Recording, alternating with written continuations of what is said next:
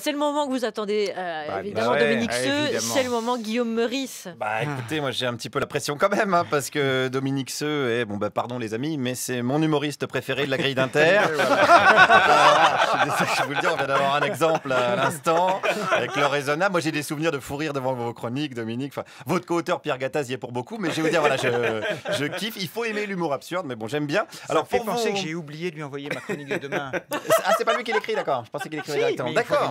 il me l'envoie. Ah bah, faites votre petite vie avec Pierrot, qu'on salue évidemment. Alors pour vous rendre hommage, Dominique, aujourd'hui, je suis allé ce matin dans un paradis fiscal à Levallois-Perret, capitale du Botox et du Point Soleil, où le second tour des législatives opposera Arnaud de Courson, le candidat Les Républicains, à Cécile Calvez, la candidate de En Marche, mais soutenue par qui ? Par Patrick Balkany, mon patoche qui n'a pas son pareil pour foutre le dawa. Et ça, non mais c'est comme ça qu'on l'aime, hein, on le croit là, bam, il est de l'autre côté, passement de jambes, balayette, chaussettes dans les claquettes, bim. Hein, c'est le Maradona des Hauts-de-Seine, el Pibe de Oro, et aussi la Casa de Oro, y los cojones de Oro también. Alors, les électeurs sont un petit peu désemparés dans tout ça, voire, on va pas se mentir, complètement paumés. Faisons un point avec un premier expert. C'est la merde. Vraiment ? Oui, c'est la merde. Définitivement ? Ah oui, c'est la merde. Voilà, un peu basique comme analyse, mais c'est juste, hein, c'est précis. Il faudra peut-être penser à l'embaucher pour les échos, Dominique. Parce que souvent, il y a des articles un petit peu compliqués sur la justice sociale. Vous remplacez cotisation par charge, licenciement par restructuration, raclure de bidet par patron du CAC 40. Enfin, c'est un peu confus. Bah, là, non, mais c'est vrai, bah, Vous êtes censé réagir ou pas? vous demandez, non, mais demandez à ce monsieur, il fera une synthèse. C'est de la merde. Voilà, c'est de la merde. Alors là, il parlait de la situation électorale de Levallois. Je vais lui offrir un abonnement. À ce monsieur ? Non, aux échos. Ah, très bien, très bien, très bien, très bien. Ah, ça, c'est mon anniversaire, c'est beau. Alors, ce qui nous intéresse aujourd'hui, c'est les élections. D'ailleurs, poursuivons avec une électrice cette fois-ci. Moi, ça fait 70 ans que je suis dans mon pays, j'aime mon pays et j'essaye de faire quelque chose. Je ne fais rien parce que malheureusement, on ne peut plus rien faire. C'est un cosmopolitisme et je sais que c'est pour ça que je ne veux pas parler parce que j'ai pas envie de me retrouver en prison. Quel rapport avec le cosmopolitisme ? Eh ben, écoutez, vous chercherez sur le dictionnaire, comme ça vous verrez. Voilà, ben oui, je vais faire ça, madame. Voilà, une dame qui est la parfaite synthèse d'Éric Zemmour et de Bertrand Renard, des chiffres et des lettres. On rencontre des gens vraiment étonnants à Levallois. Autre exemple. On devrait garder les communistes. C'est vrai ? Pour que ça change. Mais alors à Levallois-Perret, est-ce que vous prenez pas des risques à dire ça ? Eh ben, on est la commune la plus endettée de France. C'est votre maire peut-être qui a... Oui, je vote pour lui. Il est comme il est, je vote pour lui. Ah, vous votez pour lui quand même ? Ah, absolument. Ah bah mince, alors attendez. C'est un bon maire. Attendez, si je résume, vous dites qu'il faut plus de communistes, Bon, que c'est la commune la plus endettée, et vous votez Patrick Balkany.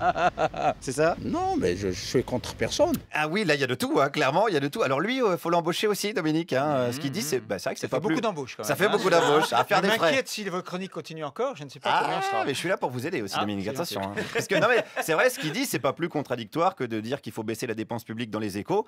Hein, les échos qui bénéficient tous les ans de l'aide publique à la presse écrite. Hein, hashtag charité, hashtag bien ordonné. Bon, c'est contradictoire, mais c'est le bordel dans la tête des électeurs, je vous le dis. Allons voir un électeur d'En Marche cette fois-ci pour savoir où il en est dans sa tête avant le second tour. Moi, je vais voter En Marche aussi, ouais. Mais est-ce que c'est pas un boulet finalement d'avoir Patrick Balkany comme soutien ? Non, je pense pas. C'est vrai ? Ouais. Mais comment vous allez faire la moralisation de la vie politique avec Patrick Balkany en soutien ? C'est une excellente question. C'est très compliqué. Vous allez réussir quand même ? Ouais. Je vais bien dormir. Tu vas bien nous endormir, hein, surtout comme ton copain Manu, depuis qu'il est élu, on a une de ses gueules de bois. C'est pas le président Jupiter, c'est le président Jupiler, tellement il donne mal à la tête. Donc pour ce militant, Balkany est un beau soutien. Demandons directement aux personnes qui connaissent le mieux Patrick Balkany, le personnel judiciaire, car j'ai rencontré ce matin un avocat. Moi, comme avocat, je considère que M. Balkany est certes poursuivi, mais il est innocent, puisqu'il n'a pas encore été condamné. Enfin, ma connaissance dans ces sujets-là. Vous respectez pas le principe de présomption de culpabilité ? Ah non, il n'y a pas de présomption de culpabilité, c'est le contraire, c'est la présomption d'innocence. Pour Balkany, un peu quand même, non ? Non, pour Balkany non plus. Non plus ? Non, pour personne, ni pour M. Ferrand. Je pensais qu'il y avait une exception pour Patrick Balkany. Non, il n'y a pas d'exception pour Patrick Balkany, c'est un Français comme un autre. Il faut d'abord qu'il soit condamné, pour l'instant, il ne l'est pas. Alors, c'est l'occasion de rappeler quand même le palmarès de Patrick, hein, comme on dit, le CV à Patoche. 15 mois de prison avec sursis, 200 000 francs d'amende et 2 ans d'inéligibilité, 524 000 euros à rembourser à la ville de Levallois, j'en passe, c'est des meilleurs. Il est mis en examen dans tellement d'affaires qu'on a l'impression à chaque fois que c'est carrément l'examen qui est mis en Patrick Balkany.